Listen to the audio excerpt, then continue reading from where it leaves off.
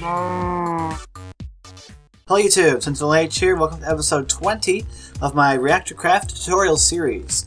The place we're at right now is an in-progress build for our Fusion Reactor.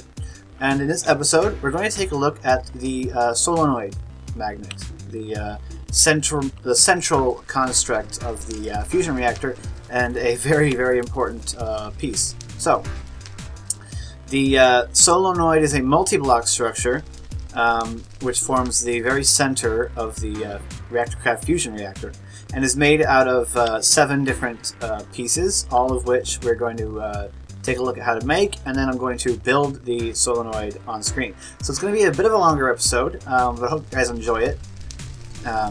Yeah, so the first one you're going to need is you're going to need the ferromagnetic base. We're just going to go through these blocks in no particular order. The ferromagnetic base, my phone's about to ring, ignore it, is crafted with 9 ferromagnetic ingots, just like this, in a standard crafting bench. All of these are created in a standard crafting table. So the ferromagnetic base is really just a block of ferromagnetic ingots.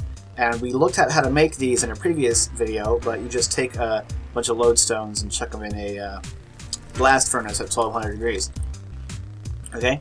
To get magnetic linkages, which is another block you're going to need, you take that same idea of ferromagnetic ingots, you have to put an HSLA steel ingot in the center. Okay? Pretty simple. Central permanent magnets are where it's, and auxiliary permanent magnets are where it starts to get a little more complex, because you need 6 ferromagnetic plates, and these are crafted from ingots. And you also need 3 of these permanent magnets, but if you look at the tooltip for these, it says permanent magnet 16.384T. Now I don't actually know what the T stands for, but I do know how to make these.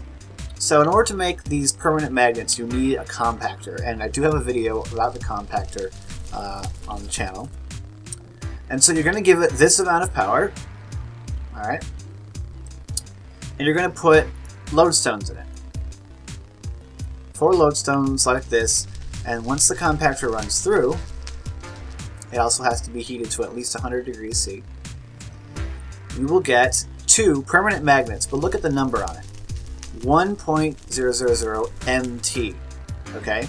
This is not the magnet that you need. So if we wait for another one to pop out, if we go back over here to our central permanent magnet recipe and take these out and put these that we just made in, it doesn't work. And that's because these are not strong enough magnets. Okay? So, we need to make these magnets stronger. And the way you do that, perhaps predictably, is simply to put more in. Put them back in. So once you've made these 1 MT permanent magnets, chuck them back into the compactor. You need 1 in each slot again. And you're going to get 2 4 MT permanent magnets. So we're going to do this one more time. Once you get in 4 of these 4 MT permanent magnets, you're going to chuck them back in. And once this runs through, if you can kind of take a guess, you can probably figure out what number is going to come out next. You will get 16 MT permanent magnets. But again, these are 16 MT permanent magnets, and we need 16.384 T. You have to run these through quite a few times to get the one that you need. We're just going to throw the lodestones back here. If we go into our thing here, and we go to use, you hit U and you look at NEI. You need to put the 16 MTs in to get 64 MTs. Then that will get you 256, which will get you 1.024 T, which will get you 4.096 T, which we need a couple, which you're going to need some of these. And then you put these in again, and you finally get, well, you finally get the 16.384 T magnets that you need.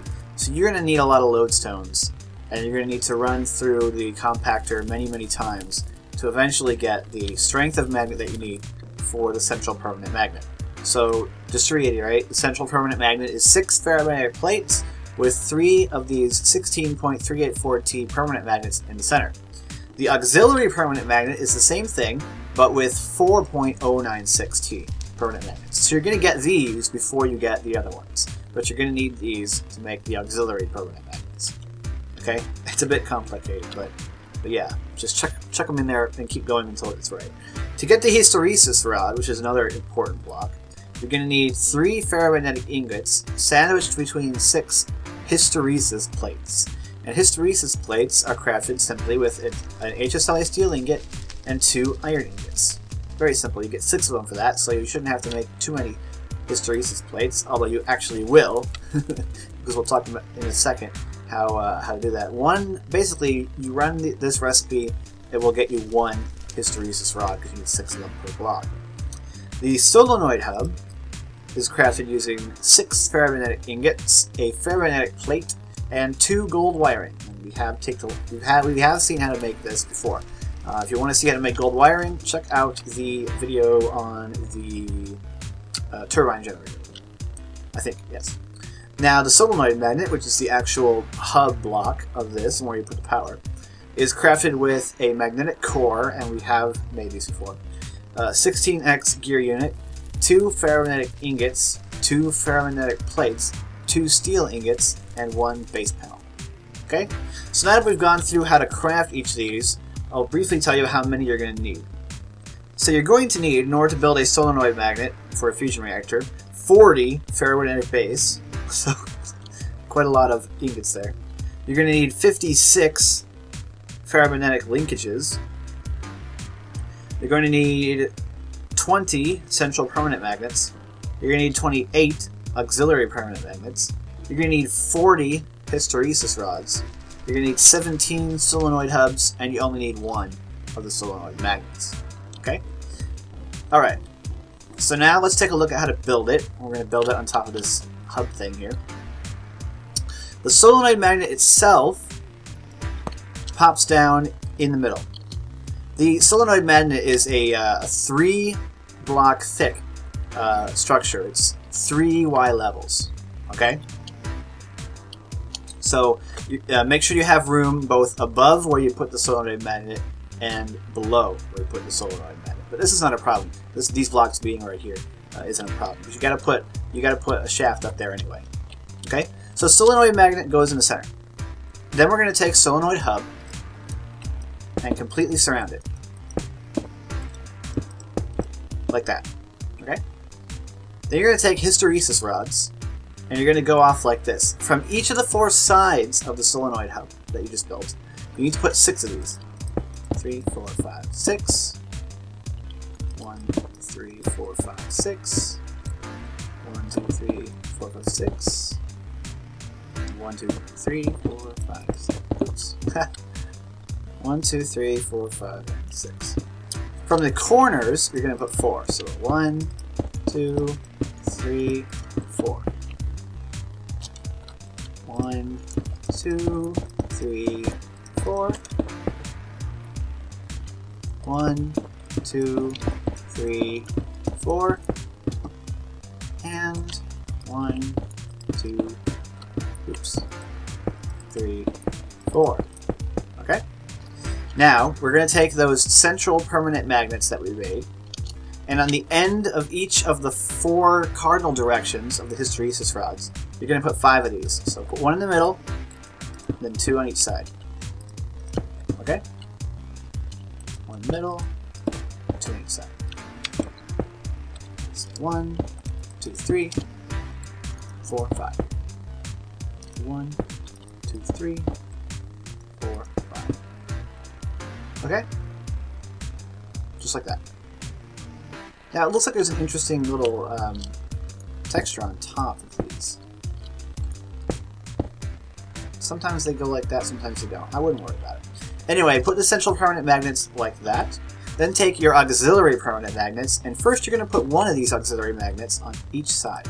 And you can tell these apart, at least in a basic texture, because the central permanent magnets have much thicker bands, and the auxiliary permanent magnets have more skinnier bands.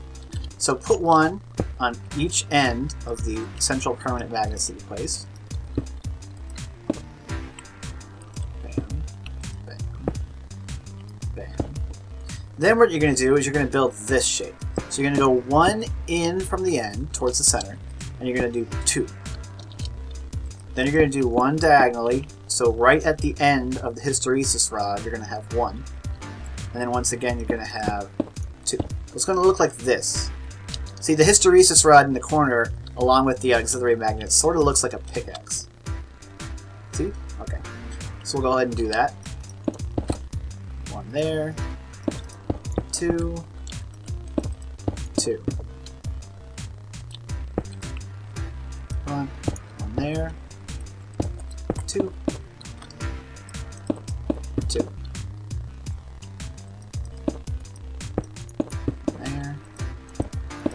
2. 2. There. See? That's what you need. Alright. Now let's go to the ferromagnetic base. And we'll go, actually first we'll go up to the 2nd level. On top of the solenoid magnet and solenoid hub, just cover it all with solenoid hub. Okay? So now we've thickened it by 1. Okay?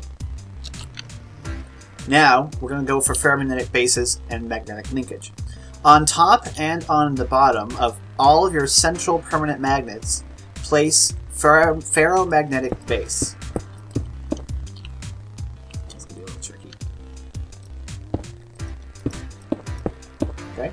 That's above and below all the central permanent magnets, not the auxiliaries.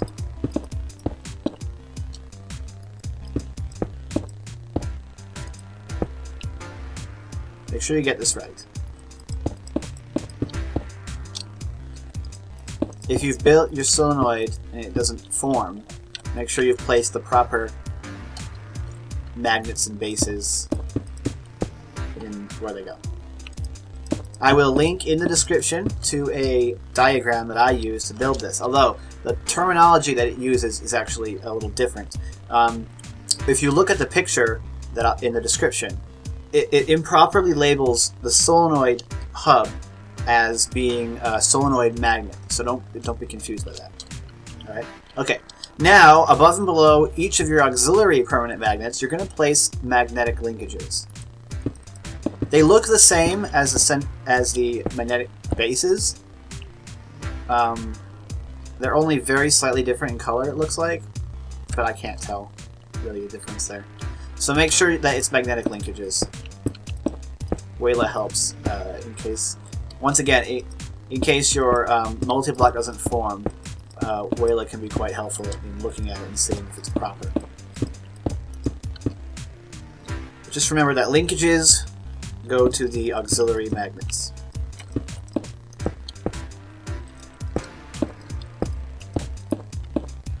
And that's where the diagram comes in handy.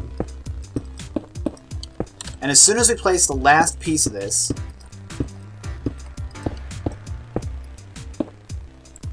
well, I thought it would form.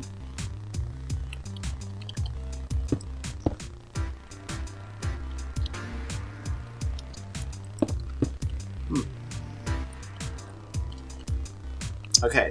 Oh, we missed one. There we go. Just make sure you don't miss one. And there you go. As soon as it's proper, it will transform and look like this. Pretty cool, right?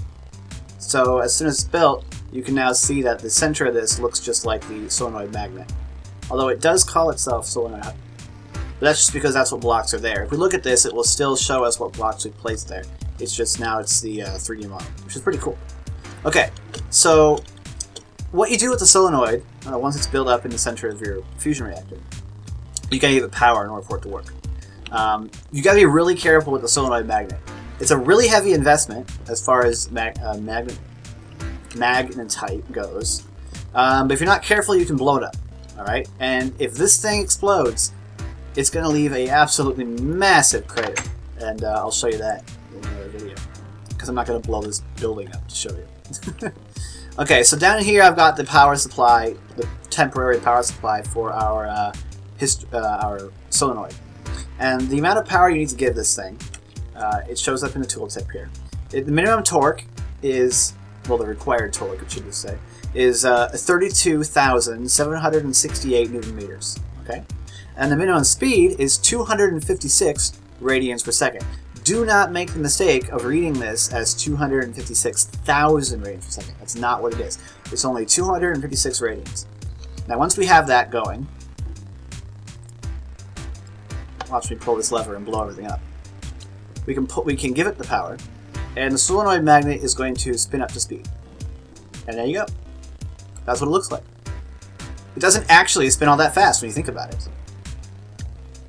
Oops, I accidentally blocked it. So it looks like it stopped turning as soon as I moved into the square. There you go. That's how you make a solenoid magnet for a fusion reactor. You're gonna start seeing this place more often. We're gonna get into every once in a while. I'll build a bit more on this, and we'll do another video. And by the end of it, we'll have a complete fusion reactor built, and we'll be able to flip it on. So I hope you guys have enjoyed this episode. I hope I didn't talk too quickly, but I knew it was going to be a longer episode, so I didn't want to take too long.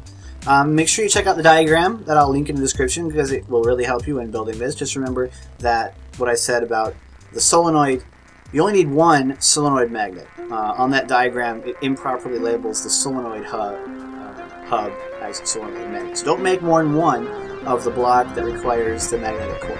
Alright, so hope you've enjoyed this. Stay tuned for future episodes in the series. I'm SentinalhMC, and I'm signing off.